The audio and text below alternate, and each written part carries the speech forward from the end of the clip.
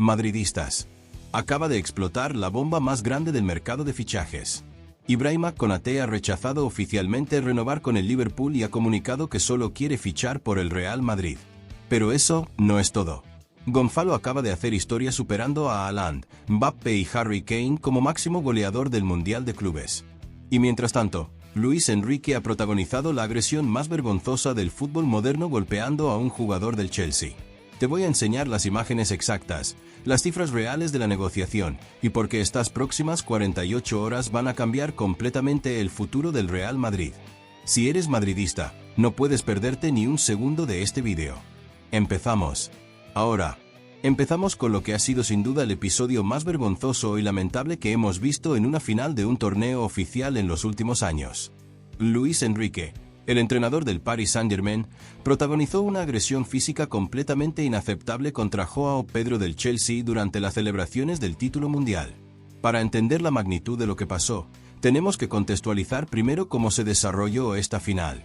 El Chelsea, dirigido magistralmente por Enzo Maresca, desplegó un fútbol absolutamente espectacular, con una presión adelantada perfecta, un juego de equipo ejemplar y una efectividad demoledora que dejó al PSG completamente sin respuestas.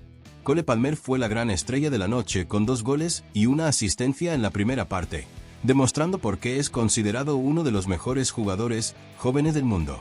Su actuación fue sencillamente sublime, desarticulando por completo el sistema defensivo del PSG y mostrando una calidad técnica y una inteligencia táctica que nos recordó a los mejores momentos de jugadores como Kaká o Ronaldinho en sus mejores épocas. El 3-0 final no fue casualidad. Fue el resultado de un Chelsea completamente comprometido, con todos los jugadores sacrificándose por el equipo, presionando como una unidad y demostrando lo que significa tener una mentalidad ganadora. Robert Sánchez fue un muro infranqueable para el PSG, realizando paradas espectaculares que mantuvieron la portería a cero. Pero todo este fútbol brillante, toda esta demostración de calidad y profesionalismo, quedó completamente eclipsado por lo que sucedió después del pitido final. Y aquí es donde entra la parte más lamentable de toda esta historia. Una vez que el árbitro pitó el final del partido y el Chelsea comenzó a celebrar legítimamente su título de campeones del mundo, empezaron a aparecer los jugadores del PSG invadiendo el terreno de juego con una actitud completamente inaceptable. No estamos hablando de una celebración normal o de felicitaciones deportivas. Estamos hablando de jugadores que llegaron con intenciones claramente agresivas. Y el peor de todos, el que dio el ejemplo más lamentable, fue precisamente Luis Enrique, el entrenador asturiano, que durante toda la semana había estado dando lecciones de moral en las ruedas de prensa, hablando de los valores del PSG y de cómo su equipo representaba el fútbol de la manera correcta, demostró que no tiene absolutamente ningún tipo de clase, ningún tipo de educación y ningún tipo de valores. Las imágenes son completamente claras y no dejan lugar a ningún tipo de interpretación. Luis Enrique se acercó directamente a Joao Pedro, que estaba celebrando con sus compañeros, y sin ningún tipo de provocación previa, le propinó un golpe directo que dejó al jugador del Chelsea en el suelo. No estamos hablando de un empujón o de un encontronazo casual. Estamos hablando de una agresión física deliberada, premeditada y completamente injustificable. Luis Enrique perdió completamente los papeles, perdió el control de sus emociones y demostró que no tiene la mentalidad ni la educación necesaria para dirigir un equipo de élite. La reacción de los jugadores del Chelsea fue inmediata y completamente comprensible. Cuando vieron a su compañero en el suelo después de recibir un golpe del entrenador rival, se acercaron para defenderlo, lo que generó un tumulto aún mayor en el terreno de juego. Kimpembe, Donnarumma y otros jugadores del PSG intentaron contener a Luis Enrique, pero ya era demasiado tarde. El daño estaba hecho. Las imágenes habían quedado grabadas para la posteridad y el entrenador del PSG había protagonizado uno de los episodios más vergonzosos de la historia del fútbol moderno. La sanción que le espera a Luis Enrique por parte de la FIFA es completamente histórica. Según las normativas internacionales, cuando un entrenador agrede físicamente a un jugador del equipo rival durante un partido oficial, la sanción mínima son 3 partidos de suspensión, pero puede llegar hasta 6 partidos o incluso más si la agresión es considerada especialmente grave. En este caso, teniendo en cuenta que la agresión fue completamente gratuita, que se produjo durante las celebraciones de un título oficial, y que fue perpetrada por un entrenador contra un jugador, es muy probable que la FIFA imponga una sanción ejemplar que podría mantener a Luis Enrique alejado de los banquillos durante varios meses. Pero más allá de la sanción deportiva, lo que realmente importa aquí es el mensaje que esto envía. Luis Enrique, que se había erigido como un ejemplo de profesionalismo y valores, demostró que cuando las cosas no salen como él quiere, cuando su equipo es superado deportivamente, su reacción es recurrir a la violencia física. Esto es especialmente grave viniendo de alguien que durante años ha criticado a otros entrenadores y jugadores por su comportamiento, alguien que se ha presentado como un modelo a seguir y que ahora ha demostrado que no tiene la más mínima capacidad para gestionar la frustración de una derrota. Y lo más irónico de todo esto es que el PSG había tenido una temporada absolutamente brillante hasta este momento. Habían jugado un fútbol espectacular, habían demostrado una calidad técnica excepcional y habían llegado a la final del Mundial de Clubes con méritos propios. Pero todo eso, toda esa buena imagen que habían construido durante meses, quedó completamente destruida en cuestión de segundos por la actitud lamentable de su entrenador. Luis Enrique no solo se perjudicó a sí mismo, sino que perjudicó a todo su equipo, a toda la institución del PSG y al fútbol en general. Pero si hay algo que hace que esta situación sea aún más poética, es el karma que se ha manifestado de manera absolutamente perfecta con Nasser Al-Khelaifi, el presidente del PSG. Para entender completamente esta historia, tenemos que retroceder unos días hasta la semifinal del Mundial de Clubes entre el Real Madrid y el PSG. En ese partido, el PSG consiguió una victoria por 4-0 que, hay que reconocerlo, fue completamente merecida. El equipo parisino jugó un fútbol brillante, superó al Real Madrid en todos los aspectos del juego y se clasificó para la final con total justicia. Hasta aquí, todo normal. Las victorias y las derrotas forman parte del fútbol, y cuando un equipo es superior, merece ganar. El problema no fue el resultado, sino la actitud que mostró Nasser Al-Khelaifi durante y después del partido. Las imágenes del palco de autoridades durante ese partido son absolutamente reveladoras. Podemos ver a Nasser Al-Khelaifi sentado junto a Gianni Infantino, presidente de la FIFA, y Florentino Pérez, presidente del Real Madrid. Hasta aquí, una imagen completamente normal de dirigentes disfrutando de un partido de fútbol. Pero cuando el PSG marcó el cuarto gol, la reacción de Al-Khelaifi fue completamente inapropiada e irrespetuosa. En lugar de celebrar discretamente o simplemente disfrutar del momento, decidió hacer gestos provocativos directamente a las cámaras, mostrando los 4 dedos de manera ostentosa y burlándose abiertamente del Real Madrid. Lo más grave de todo esto es que lo hizo estando sentado literalmente al lado de Florentino Pérez. Es decir, no solo faltó el respeto al Real Madrid como institución, sino que faltó el respeto personal al presidente del club, que estaba sentado a su lado en ese mismo momento. Esta actitud demuestra una falta de clase, una falta de educación y una falta de valores, que es completamente inaceptable en alguien que ocupa una posición de tanta responsabilidad en el fútbol mundial. Nasser Al-Khelaifi no es un aficionado cualquiera en las gradas. Es el presidente de uno de los clubes más importantes del mundo, y su comportamiento debe estar a la altura de esa responsabilidad. Pero el karma, esa fuerza poética que a veces se manifiesta en el fútbol de manera casi mágica, no tardó en hacer justicia.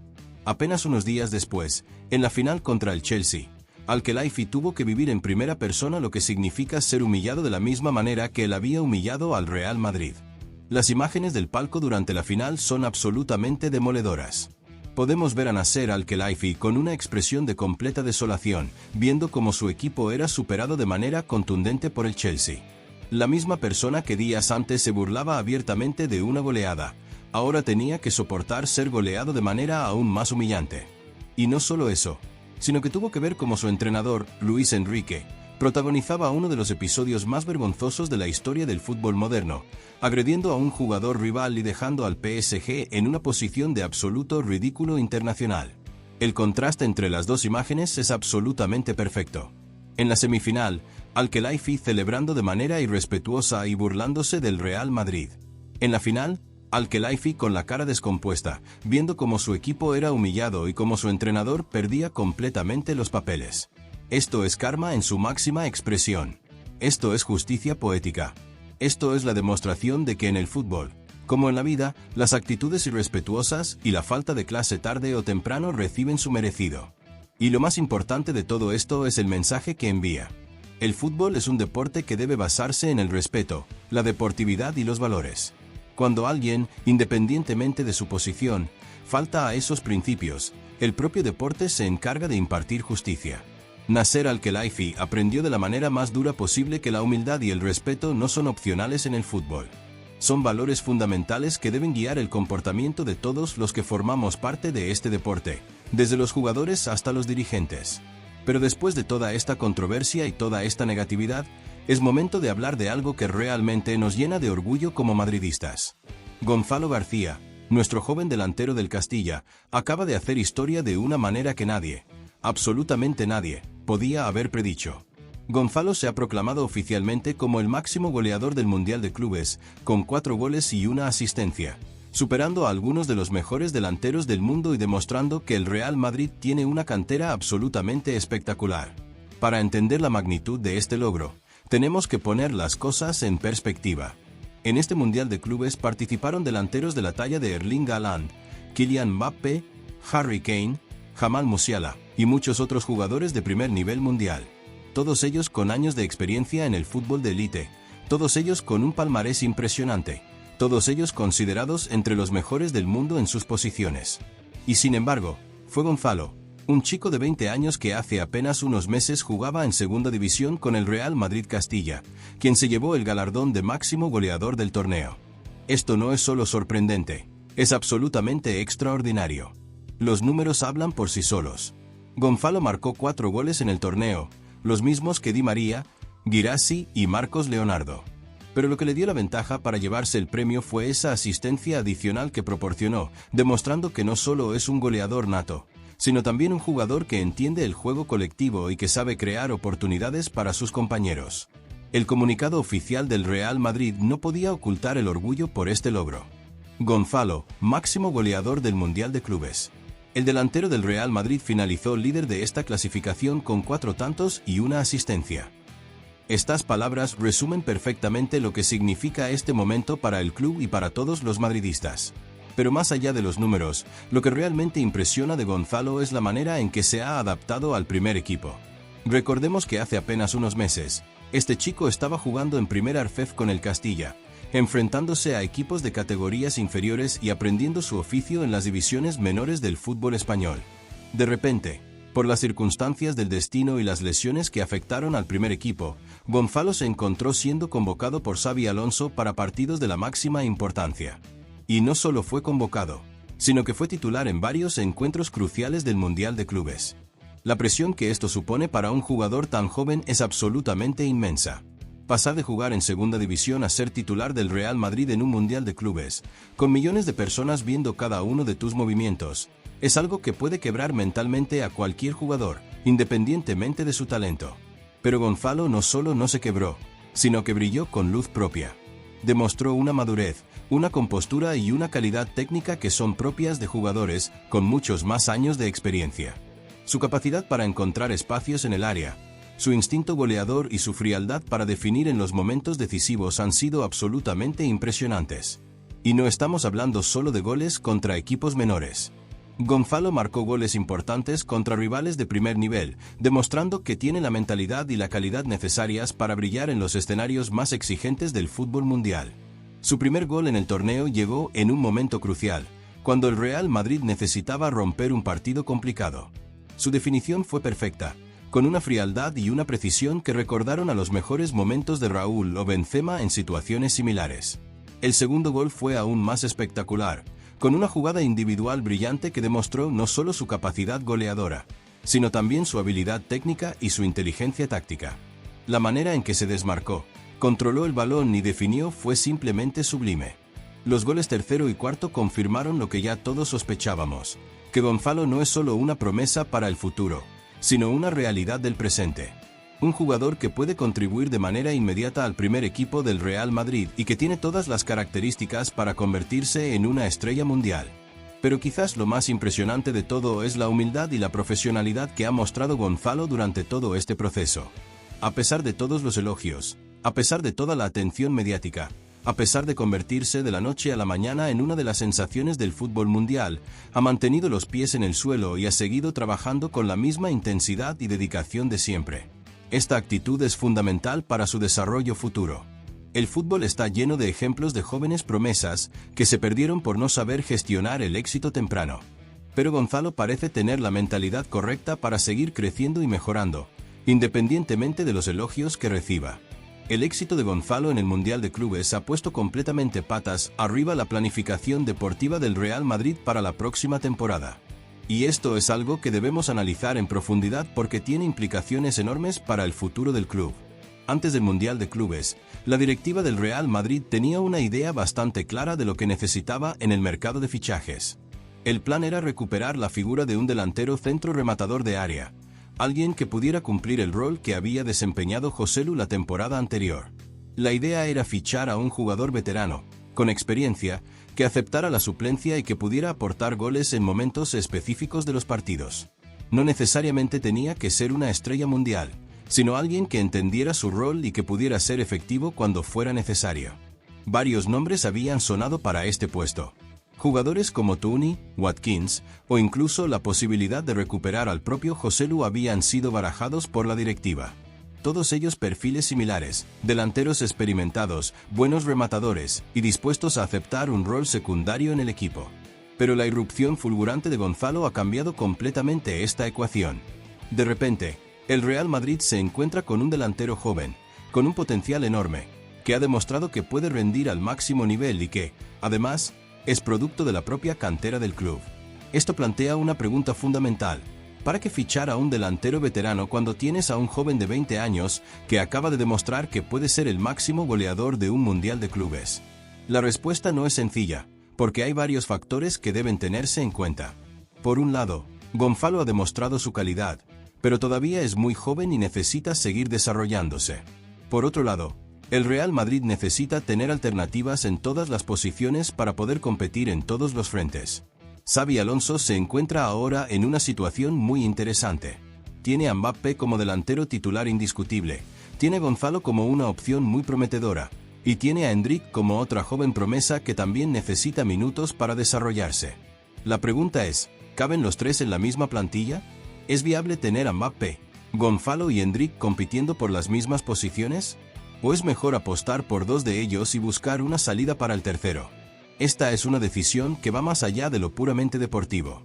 También tiene implicaciones económicas, porque mantener a tres delanteros de primer nivel en la plantilla supone un coste salarial muy elevado. Y tiene implicaciones de gestión de vestuario, porque todos los jugadores necesitan sentir que tienen oportunidades de jugar. Y llegamos al tema que realmente puede cambiar el futuro defensivo del Real Madrid, la posible incorporación de Ibrahima Konaté.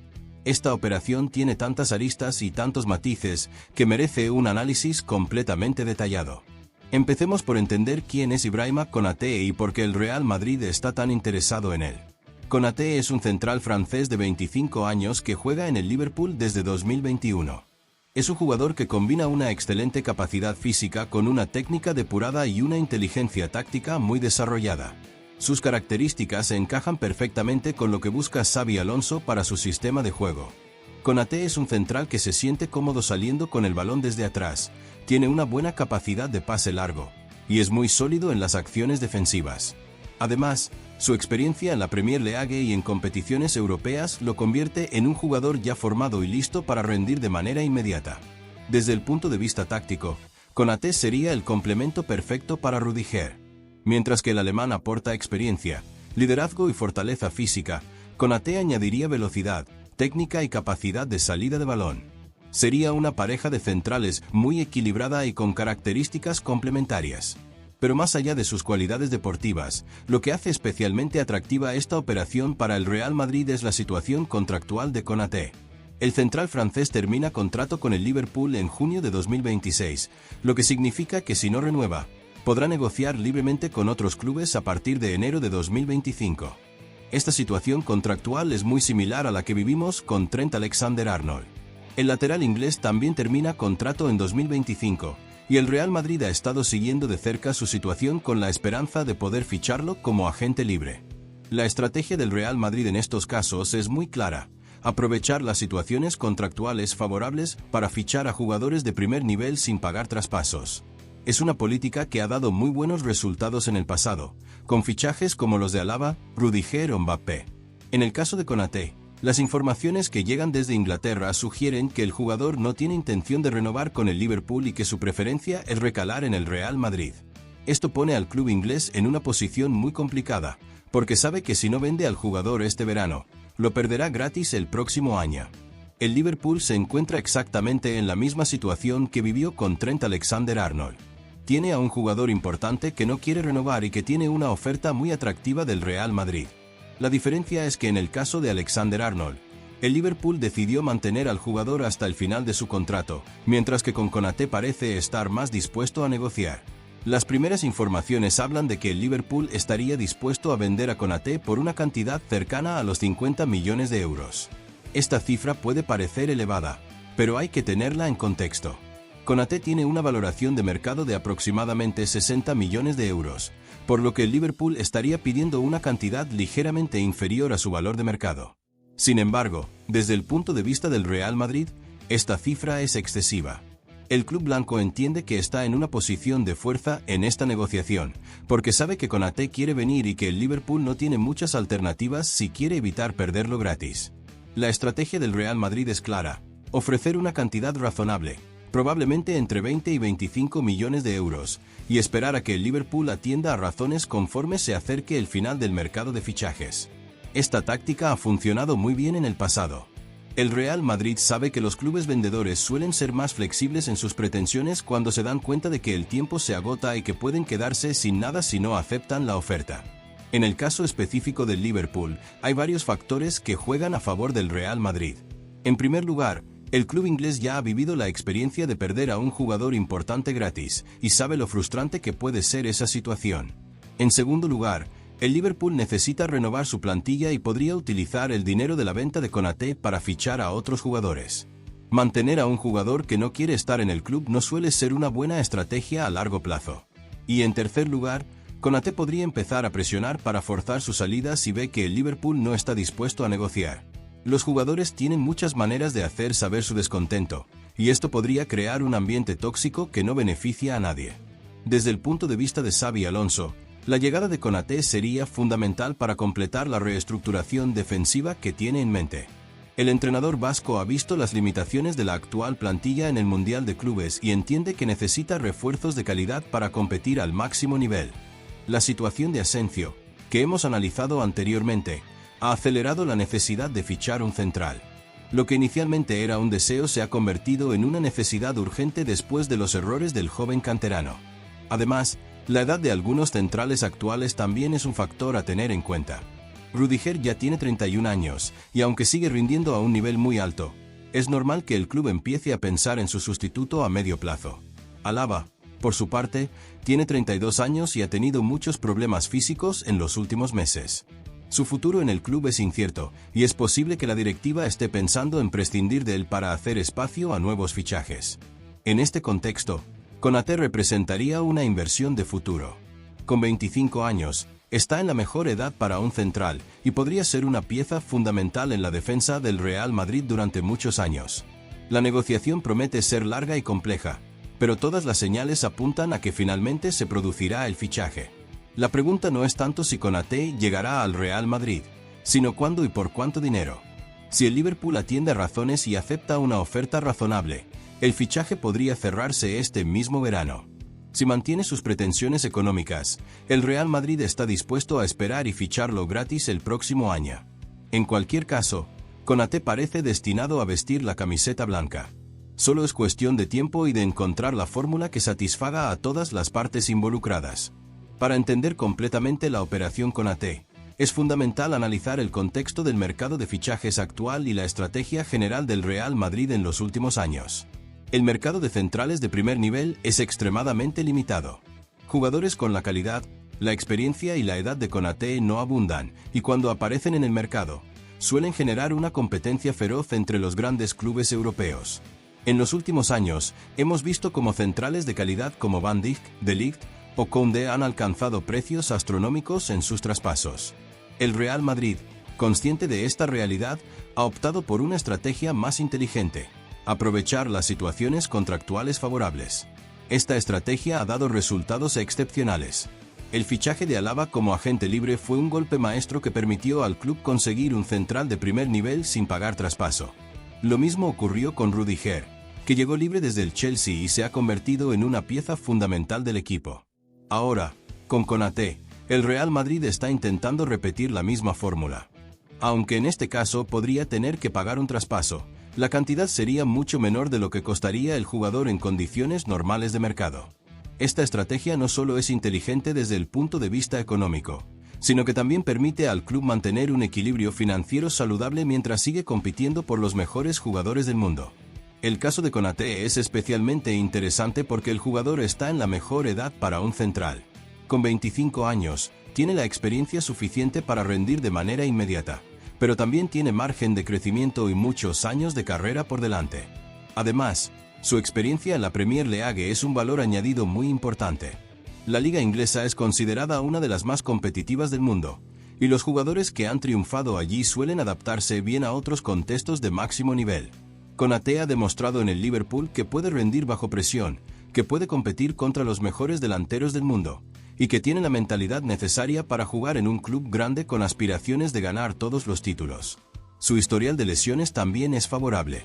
A diferencia de otros centrales que han tenido problemas físicos recurrentes, Konaté ha mantenido una regularidad importante en los últimos años, lo que reduce el riesgo de la inversión.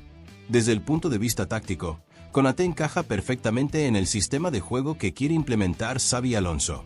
El entrenador vasco busca centrales que sean cómodos con el balón en los pies, que puedan iniciar jugadas desde atrás y que tengan la velocidad necesaria para defender en espacios amplios.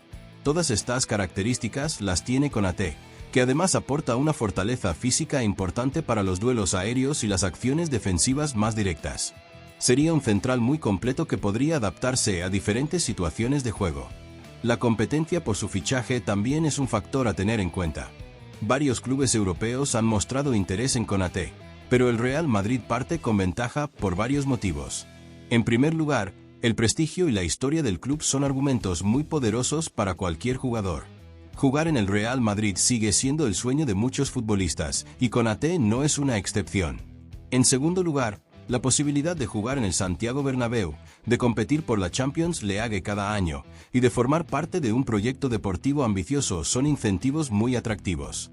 Y en tercer lugar, el Real Madrid puede ofrecer un proyecto deportivo a largo plazo donde Konaté sería una pieza fundamental, no solo un jugador más en la plantilla.